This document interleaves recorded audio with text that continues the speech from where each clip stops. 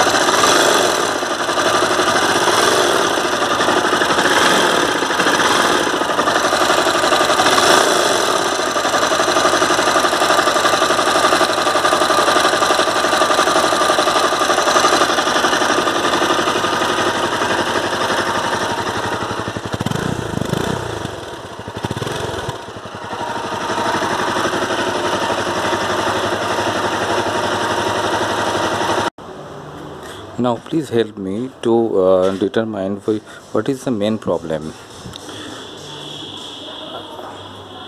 Each and every time I'm facing this problem for the last 1 month, and the service center says that there is a problem with the crankshaft and full engine you have to replace, but I don't think that the problem with the full engine. So can you please help me, anyone, what is the reason and what will be the main reason for this sound? Please help.